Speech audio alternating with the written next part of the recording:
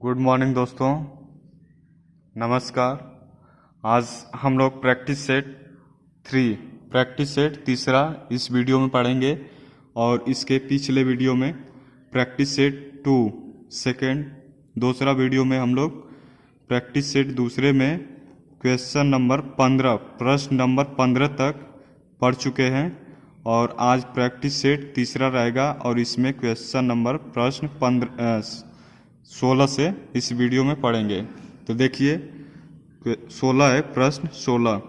दी गई आकृति समान आकार के 5 वर्गों से मिलकर बनी है। आकृति का क्षेत्रफल 180 वर्ग सेंटीमीटर है। आकृति का परिमाप सेंटीमीटर में होगा। फर्स्ट है 48, सेकेंड 72, थर्ड 36 और फोर्थ 45। देखिए ये आपका आकृति है, 5 वर्गों से मिलकर बना है और इसका 180 सेंटीमीटर स्क्वायर दिया है। ठीक है, अब देखिए इसका वर्ग का क्षेत्रफल, ये क्षेत्रफल का फार्मूला है और ये परिमाप का और ये विकर्ण का। ठीक है, तो क्षेत्रफल का x स्क्वायर होगा, परिमाप का 4x और विकर्ण का कर्ण में 2x। ठीक है, अब देखिए वर्ग का x स्क्वायर क्षेत्रफल बताइए है। अब देखिए x स्क्वायर बराबर 180 सेंटीमीटर स्क्वायर। अब देखिए 5 वर्गों से मिलकर तो 5x स्क्वायर हो जाएगा इक्वल टू बराबर 180 सेंटीमीटर स्क्वायर। तो x स्क्वायर बराबर 180 अपन 5। अब इसे डिवाइड करेंगे, भाग देंगे तो 36 आएगा। ठीक है, देखिए 5 3 15 और इसमें से 3 बचेगा, 5 6 30, 36। ठीक है, तो x स्क्वायर बराबर 36। तो x बराबर कितना हो जाएगा, या फिर इसे करणी में आप कर लेंगे तो x बराबर 6 हो जाएगा। ठीक है, तो ये आपका आकृति जो है, ये मान लीजिए x था आपका x, तो ये आपका 6 6 6 और 6, चारों 6 6 आ गया। ठीक है, तो अब 6 ये भी हो जाएगा, 6 ये भी, 6 6 और ये भी 6। ठीक है, ये अंदर का इसमें नहीं होता है। तो देखिए कितना हुआ, 1 2 3 4 5 6 7 8 9 10 11 12, यानी 12 हो गया। तो x बराबर 6 गुणे 12 से गुणा कर देंगे तो कितना हो जाएगा, 12 छके 72। ये आपका आंसर हो जाएगा।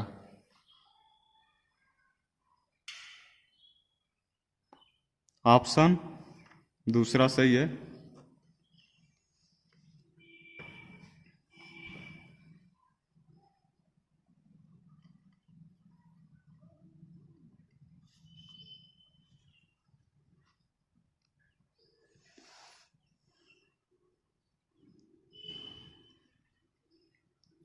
देख लीजिए आप लोग फिर से इसको।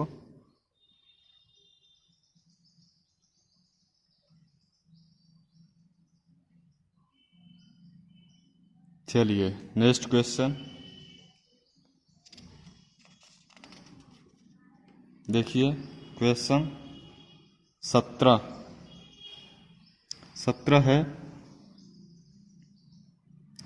3 ब्रांड A, B तथा C के पेन क्रमशः 10, 12 और 24 के पैकेटों में उपलब्ध है। यदि एक दुकानदार को तीनों प्रकार के पेन समान संख्या में खरीदने हैं तो उसके द्वारा खरीदे जाने वाले पैकेटों की न्यूनतम संख्या क्या होगी। ठीक है, तो ऑप्शन देखिए, फर्स्ट है A बराबर 10 और B बराबर 12 और C बराबर 5। सेकेंड है A बराबर 5, B बराबर 12, C बराबर 10।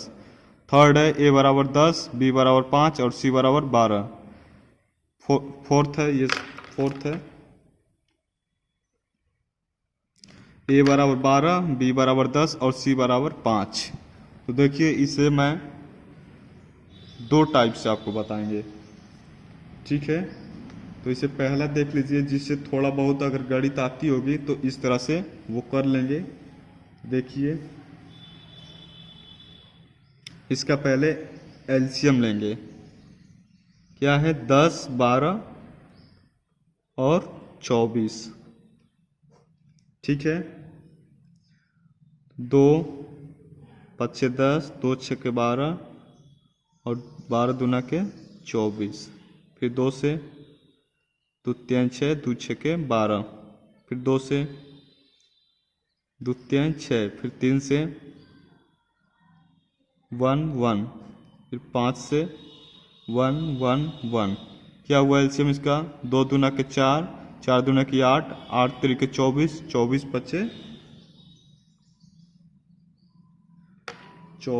पचे 120, ये 120 आपका एलसीएम इसका होगा, ठीक है। अब देखिए एलसीएम इसका 20 आ गया, तो ए का देखिए, ए का क्वेश्चन में दिया था 10 और बी का 12 और सी 24, तो इसका एलसीएम देखिए 120 आया है। अब 10 का कितने में मल्टीप्लाई करेंगे कि 120 आ जाए, ठीक है। तो 10 का 12 में मल्टीप्लाई करेंगे तो 120 आ जाएगा, और 12 का कितने में मल्टीप्लाई करेंगे तो 120 आएगा, तो 10 में मल्टीप्लाई करेंगे, ठीक है। और 24 का कितने में मल्टीप्लाई करेंगे कि 120 आ जाए, तो 5 से मल्टीप्लाई करेंगे तो 120 आ जाएगा। तो आपका आंसर कितना हुआ? 12 10 5, ए बी सी, ये जो मैच करेगा विकल्प वो सही होगा। देखिए कौन सा मैच कर रहा है। ए12 देखिए फोर्थ में, A12, B10, B10, C5, ये फोर्थ आपका ऑप्शन सही है, ठीक है। समझ में आया? जिसे अगर थोड़ा बहुत भी अगर गणित आती होगी तो वो ये कर पाएंगे, और जिसे बिल्कुल भी नहीं आती होगी उसके लिए भी मैं इसे बता रहा हूँ। तो देखिए प्रश्न है, 3 ब्रांड ए, बी तथा सी के पेन क्रमशः 10, 12 और 24 के पैकेटों में उपलब्ध हैं। यदि एक दुकानदार को तीनों प्रकार के पेन समान संख्या में खरीदने हैं तो उसके द्वारा खरीदे जाने वाले पैकेटों की न्यूनतम संख्या क्या होगी? अब देखिए 10 और 12 और 24 के पैकेटों में उपलब्ध है, यानी 10 की पैकेट है और 12 की और 24 की, ठीक है। तो जो सबसे अधिक होगा उसका पैकेट कम का होगा ना। अगर 24 का जो है पैकेट कम का होगा, ठीक है, और 10 का पैकेट अधिक का होगा और 12 का पैकेट कम का होगा। क्यों होगा? क्योंकि अगर 24 का पैकेट ज़्यादा का रहेगा तो ज़्यादा संख्या आ जाएगी, ठीक है, और अगर 10 या 12 की पैकेट अगर कम की होगी तो पैकेट की संख्या कम आएगी। तो देखिए 24 जो है 24 पैकेटों में उपलब्ध है, यानी 24 की पैकेट जो है विकल्प में देखेंगे ये कि 24 सी ये है क्रमशः दिया है, तो ए बी सी, तो सी का 24 है, तो सी देखना पड़ेगा कि सी जो है वो कम कौन से विकल्प में है। तो देखिए सी विकल्प में सबसे कम फर्स्ट में है और फोर्थ में है, ठीक है। बाकी सी में देखिए 10 है और सी में 12 है। तो आपको ये देखना है अब इसमें कि ए जो है 10 है और बी 12, तो 12 से कम होगा, शायद सॉरी 10 से कम होगा 12 का, क्योंकि ये 12 जो है यहाँ पे बड़ा है संख्या में, ठीक है। तो इसका कम होना चाहिए और 10 का 12 से ज़्यादा होना चाहिए, ज़्यादा नहीं थोड़ा ज़्यादा होना चाहिए, ठीक है। तो ये देखिए ऑप्शन में यही दो है, तो इसमें देखिए कि कौन सा बड़ा है, ठीक है। तो देखिए यहाँ पे ये 10 जो है 12 से छोटा है, तो इस वजह से ये ऑप्शन आपका कट जाएगा और आपका ऑप्शन 4 सही हो जाएगा। अगर आप गणित अगर नहीं आ रही होगी, थोड़ा बहुत दिमाग अगर लगाएंगे तो इसे आप सॉल्व कर लेंगे, ठीक है। अगर न समझ में आया होगा तो ये छोड़िए, आप इस पे फोकस करिएगा, ठीक है। नेक्स्ट क्वेश्चन,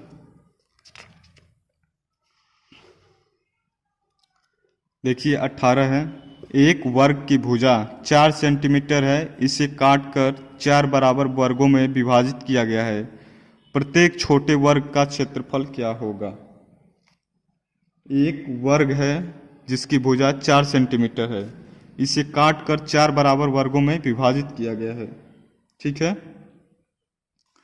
प्रत्येक छोटे वर्ग का क्षेत्रफल क्या होगा। तो फर्स्ट है 4 सेंटीमीटर स्क्वायर, सेकंड है 1 सेंटीमीटर स्क्वायर, थर्ड है 16 सेंटीमीटर स्क्वायर और फोर्थ है 8 सेंटीमीटर स्क्वायर।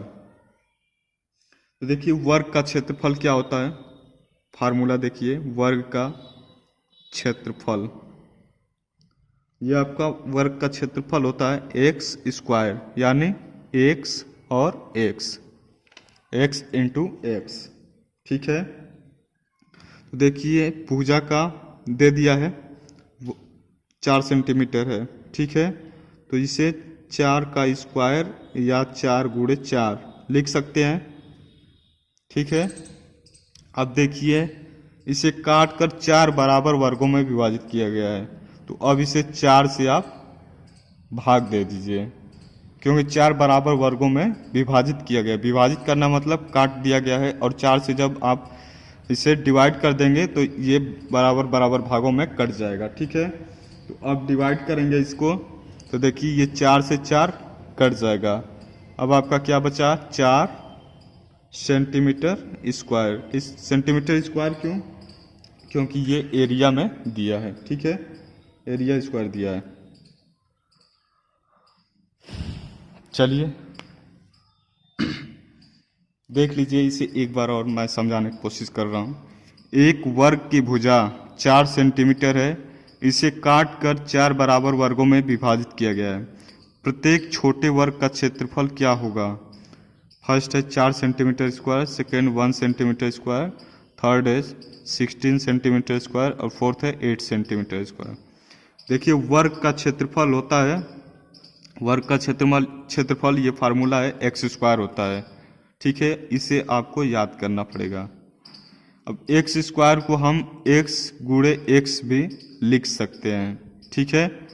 अब देखिए वर्ग का क्षेत्रफल जब एक्स स्क्वायर होता है और आपको प्रश्न में दिया है, आपके प्रश्न में कि एक वर्ग की भुजा 4 सेंटीमीटर है, तो 4 सेंटीमीटर है तो 4 अब फार्मूले में रखेंगे तो 4 का स्क्वायर, क्योंकि ये स्क्वायर है तो ये भी स्क्वायर हो जाएगा। अब इसे भी हम 4 गुणे 4 लिख सकते हैं, जैसे यहाँ लिखे हैं, ठीक है। अब जब इतना हो गया, इसके बाद दिया है इसे काट कर 4 बराबर वर्गों में विभाजित किया गया है। अब देखिए इसे काट कर 4 बराबर वर्गों में, तो इसे यानी 4 से हम भाग दे देंगे तो बराबर वर्गों में कट जाएगा। तो 4 से जब भाग देंगे तो ये 4 से 4 कट जाएगा और 4 यहाँ बचेगा, तो 4 सेंटीमीटर स्क्वायर आपका आंसर हो जाएगा। तो इसलिए फर्स्ट सही है। नेक्स्ट 19, वह संख्या जो 1 से 10 दोनों सम्मिलित, 1 से 10 यानी दोनों सम्मिलित हों तक सभी संख्याओं से विभाज्य होगी निम्न है। देखिए ये यहाँ पे क्या कहा है, देखिए वह संख्या जो 1 से 10 यानी 1 10 भी सम्मिलित है और 1 से 10 तक के बीच में जो संख्याएं हैं वो भी सम्मिलित है, ठीक है, तक सभी संख्याओं से विभाज्य होगी मतलब सभी संख्याओं से कौन सी ऐसी संख्या है इन चारों में से कि वो विभाज्य हो जाएगी पूरी पूरी। ठीक है, तो देखिए ये ऑप्शन फर्स्ट 10 है, सेकंड 100 और थर्ड है 604 और फोर्थ है 2520, यानी 10, 100, 604 और 2520 ये आपका ऑप्शन है। तो देखिए विभाज्यता का नियम आप लोग अगर पढ़े होंगे तो ये कर पाएंगे, अगर नहीं भी पढ़े होंगे तो मैं आपको आसानी से बता दे रहा हूँ जल्दी में कि आप लोग समझ भी जाएंगे। देखिए 1 2 3 4 5 6 7 8 9 10। अब देखिए 1 जो है 1 सभी से 1 जो है सभी नंबर को डिवाइड कर देगा, ठीक है पूरी पूरी।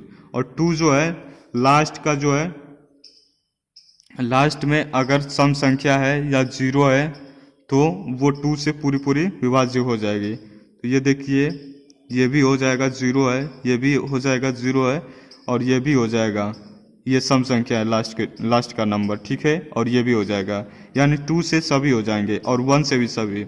अब 3 से देखेंगे, ठीक है। तो 3 से देखिए, 3 से देखेंगे तो देखिए 3 में ये होता है कि सभी संख्याओं को ऐड करके और 3 से भाग देने पे जो संख्या कट जाएगी वो 3 से पूरी पूरी विभाज्य हो जाएगी। तो देखिए यहाँ पे 1 है तो ये तो मान लीजिए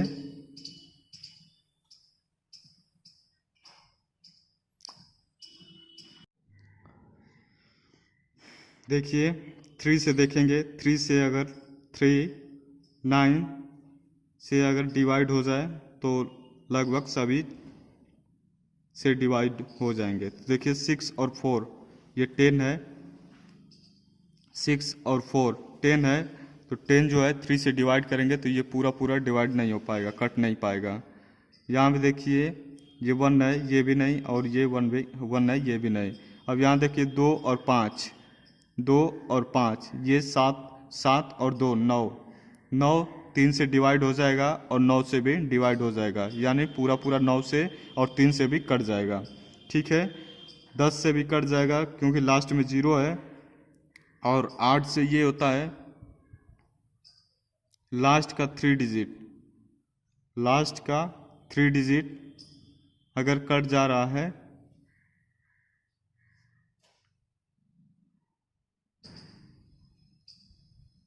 तो पूरी पूरी भाग पूरी संख्या को काट देगी, ठीक है। अब इसके बाद देखिए 7 छोड़िए, 6 का ये होता है कि जो 2 और 3 का रूल फॉलो करे वो 6 भी फॉलो करेगा, यानी 6 से भी वो कट जाएगा। 5 से 0 और 5 लास्ट में अगर नंबर है तो वो 5 से कट जाएगा। तो देखिए यहाँ पे हमें जानना है इस क्वेश्चन में कि वह संख्या जो 1 से 10 दोनों सम्मिलित तक सभी संख्याओं से विभाज्य होगी, कौन सी संख्या विभाज्य होगी। तो देखिए 2 5 7 7 2 9, यानी ये विभाज्य हो जाएगी। और उसके बाद ये 6 4 ये 3 से ही विभाज्य नहीं होगी, 9 से भी नहीं होगी, ये भी नहीं होगा और ये भी नहीं होगा, यानी इसमें 2520 सभी से कट जाएगा, ठीक है। चलिए नेक्स्ट क्वेश्चन 20। आयशा के पास केवल ₹5 और ₹10 के सिक्के हैं। यदि उसके पास सिक्कों की कुल संख्या 25 और ₹160 का धन है तो उसके पास ₹5 और ₹10 के सिक्कों की संख्या है। देखिए फर्स्ट है क्रमशः 18 और 7, सेकेंड क्रमशः 10 और 15, थर्ड है क्रमशः 15 और 10 और फोर्थ है क्रमशः 20 और 5। देखिए सिक्कों की कुल संख्या कितनी है 25, और वो धन जो है वो पूरा जो है 160 रुपये है, ठीक है। तो उसके पास 5 रुपये और 10 रुपये के कितने सिक्के हैं ये यहाँ पे बताना है, ठीक है। तो टोटल रुपये जो है टोटल जो सिक्के हैं 25 रुपये यानी 25 रुपये, RS 160। अब देखिए 160 में 25 से डिवाइड कर दें तो एक सिक्के का मूल्य आ जाएगा। ठीक है, अगर पूरे धन में या पूरे पैसे में अगर टोटल जितना सिक्के हैं उससे डिवाइड कर देंगे तो एक सिक्के का मूल्य आ जाएगा। 25 से 160 में भाग देंगे तो ये देखिए, पहले 5 से इसे काटेंगे तो 5 25 25 और 5 3 15, 5 6 30, फिर 5 से काटेंगे तो ये 6.4 यानी 6.4 आएगा। ठीक है, एक सिक्के का मूल्य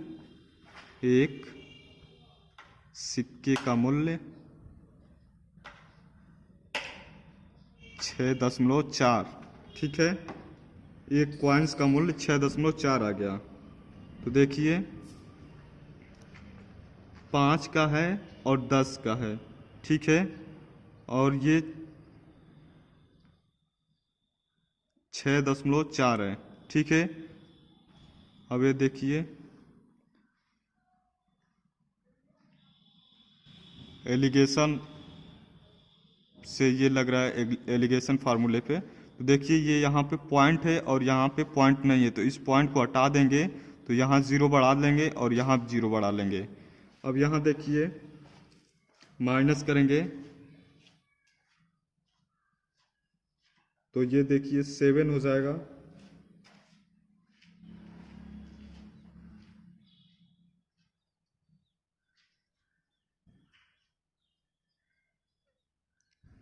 ये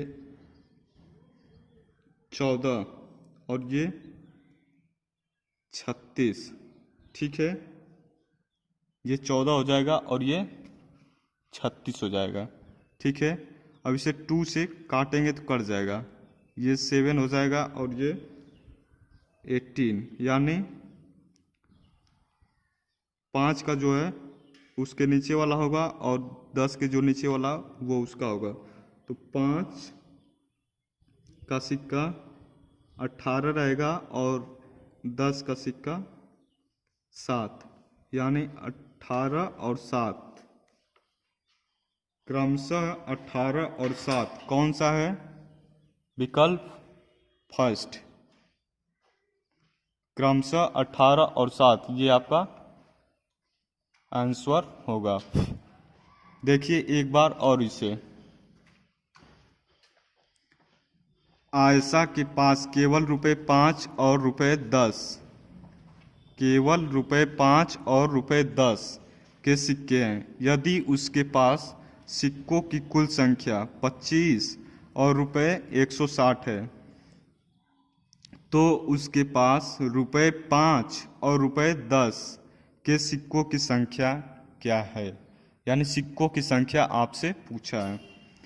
देखिए टोटल जो है सिक्कों की संख्या कितना है? 25 से, और रुपए कितना है?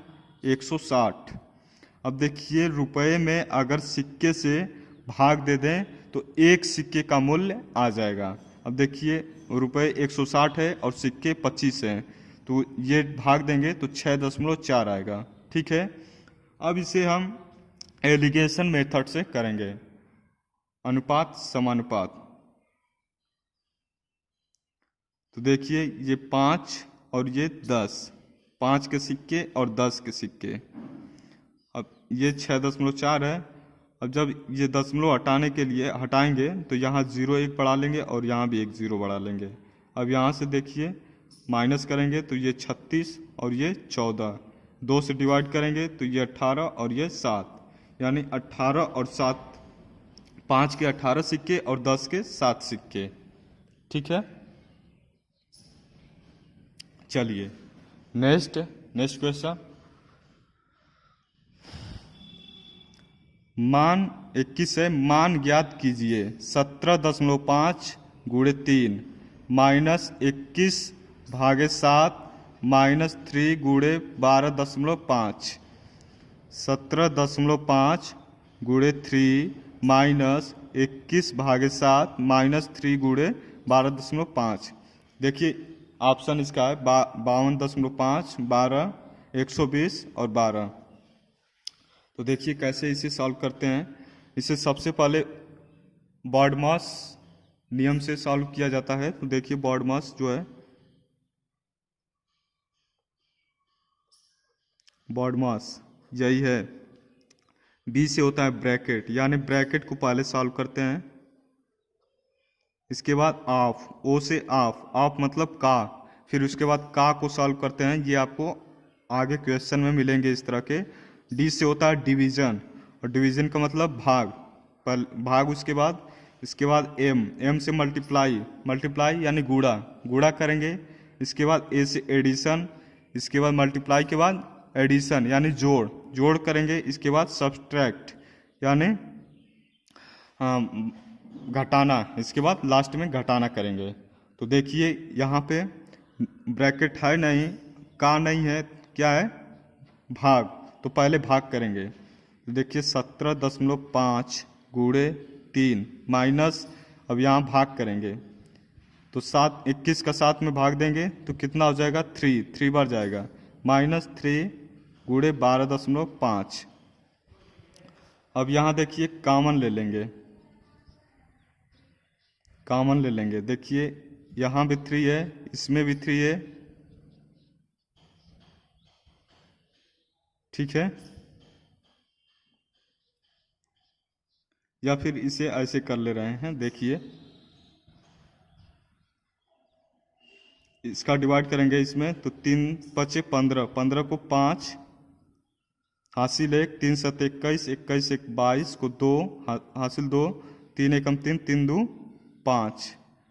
अब देखिए दशमलव यहाँ है तो कर देंगे यहाँ, ठीक है, 2 अंक पे दशमलव है, 2 अंक पे लगा देंगे, माइनस 3, इसके बाद है माइनस, अब यहाँ मल्टीप्लाई कर देंगे, ठीक है, मल्टीप्लाई करेंगे तो 12 × 3 = 36, या फिर इसका डिवाइड करिए तो 3 × 5 = 15 को 5 हासिल 1, 3 × 2 = 6, 6 × 1 = 7, 3 × 1 = 3, 375, ठीक है। अब 2 अंक पे यहाँ भी दशमलव है, 2 अंक पे लगा देंगे। अब देखिए 52.5 में से 3 घटाएंगे तो ये हो जाएगा आपका 52 में से 3 घटाएंगे तो देखिए 49.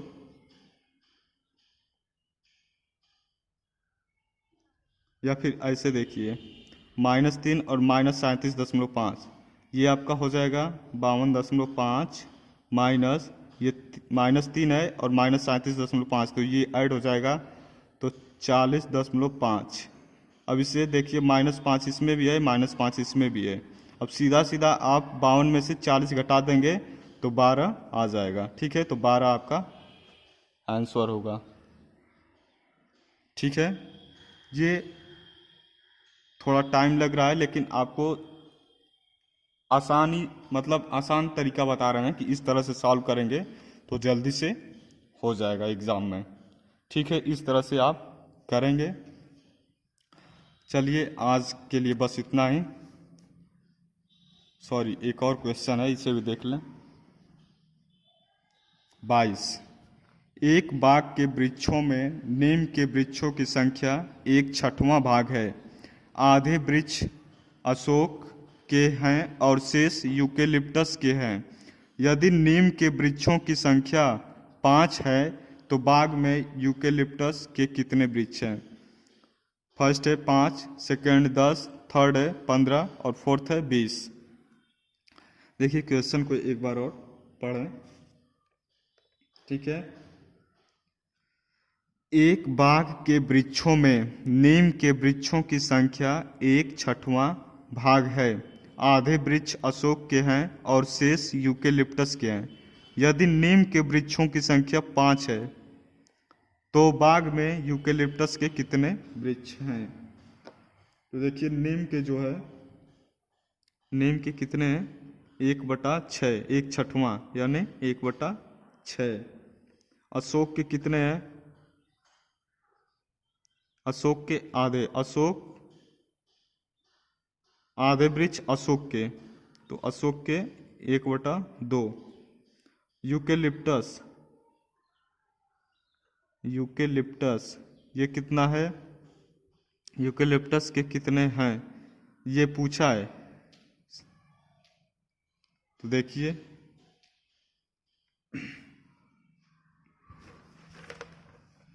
नीम जो है 1/6 है, अशोक 1/2 और यूकेलिप्टस, चलिए इसे यू से रिप्रेजेंट करते हैं। पूछा है टोटल वृक्षों की संख्या आप ऐसा मानिए कि 6 से मतलब 1/6 है, तो ऐसा मानिए कि मतलब 6 से मतलब पूरा पूरा कट जाए, यानी इसका मान 1 आए, तो आपको सॉल्व करने में आसानी होगी।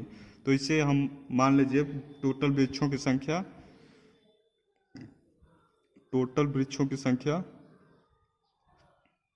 6 मान लीजिए, ठीक है। टोटल वृक्षों की संख्या 6। इसके बाद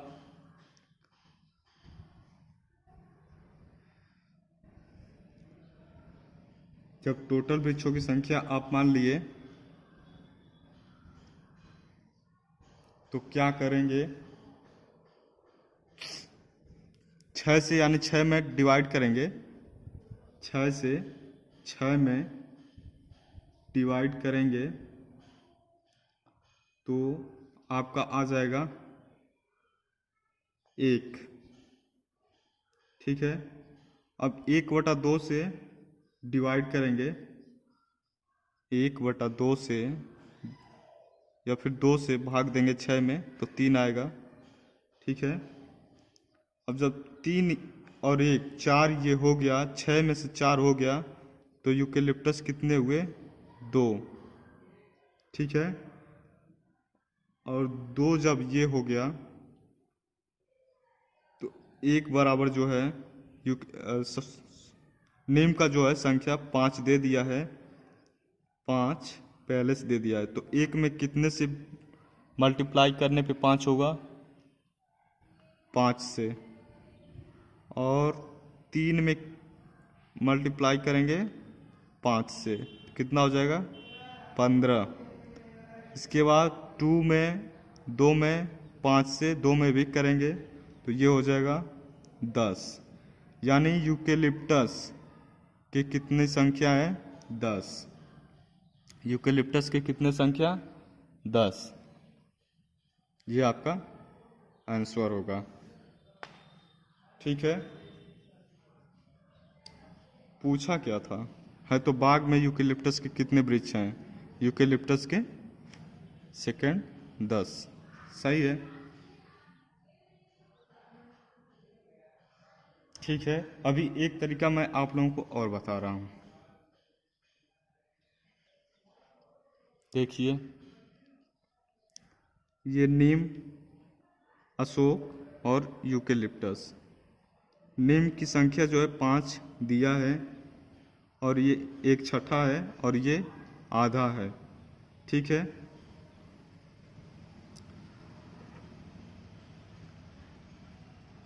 जब ये आधा है तो मान लीजिए 1/6 का x 5, ठीक है। 5 दिया है तो अब इसका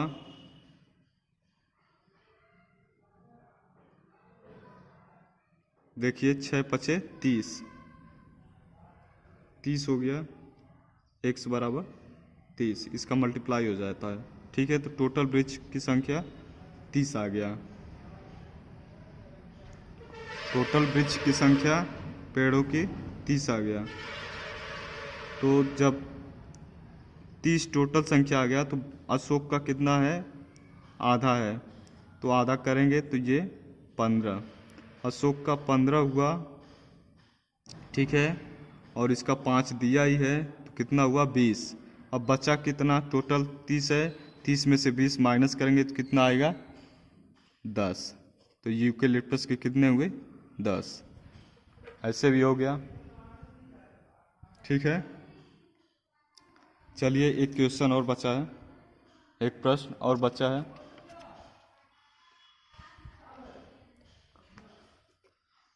तेईस, एक रेलगाड़ी दिल्ली से 29 अगस्त 2020 को 16:30 बजे प्रस्थान करती है और अपने गंतव्य पर 31 अगस्त को 8:45 बजे पहुंचती है।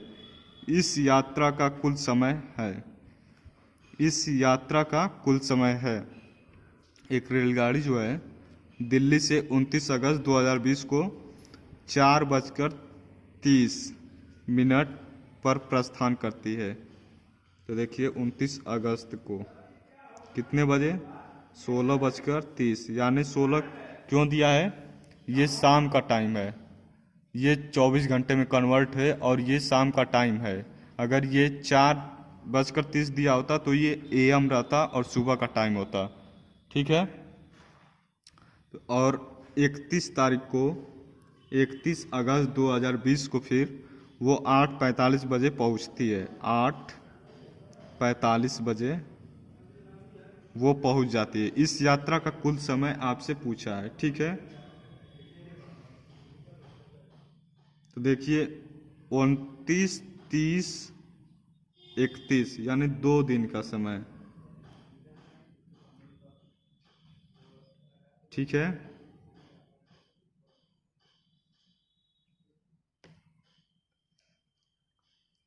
दो दिन का समय यानी एक दिन में 24 घंटे होते हैं तो 2 दिन में कितना होगा 48। तो 48 घंटे आप पहले यहाँ राइट कर लेंगे। इसके बाद 8:45 इसमें ऐड कर देंगे।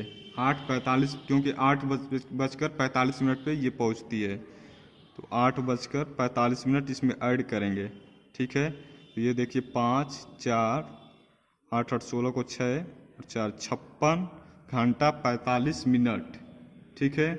अब 16:30 पर प्रस्थान करती है, मतलब 16:30 पर वो चलती है। तो इसमें से 16 घंटा और 30 मिनट माइनस कर देंगे, ठीक है। देखिए ये 15 और ये 40, यानी 40 घंटा और 15 मिनट समय लगा। ऑप्शन इसका फोर्थ। एक बार और देखिए, एक रेलगाड़ी दिल्ली से 29 अगस्त 2020 को 16:30 बजे प्रस्थान करती है। अपने गंतव्य पर 31 अगस्त को 8:45 बजे पहुंचती है। इस यात्रा का कुल समय देखिए 29 तारीख को 16:45 पर, सॉरी 16:30 पर, और 31 अगस्त को 8:45 पर पहुंच जाती है, ठीक है। तो 29 के बाद देखिए सीधा सीधा 30 और 31, आप 2 दिन, इसमें 2 दिन का कितना घंटा होता है 48 घंटा राइट करेंगे, 48 घंटा लिखेंगे। उसमें से 2 दिन के अगले दिन फिर वो 8:45 पर पहुंचती है।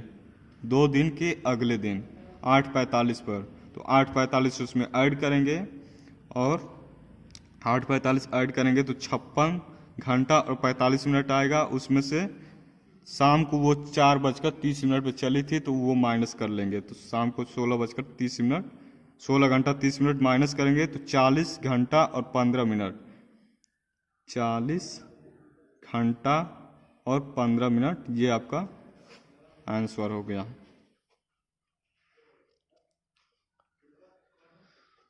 ठीक है, चलिए आज के लिए बस इतना है। आगे नेक्स्ट प्रैक्टिस सेट में ऐसे ही धुआंधार क्वेश्चन आप लोगों को मिलता रहेगा। आप बस लाइक शेयर और कमेंट करके कहीं भी अगर कमी होगी या अच्छा लग रहा होगा तो कमेंट ज़रूर करके बताइएगा आप लोग। ठीक है, धन्यवाद।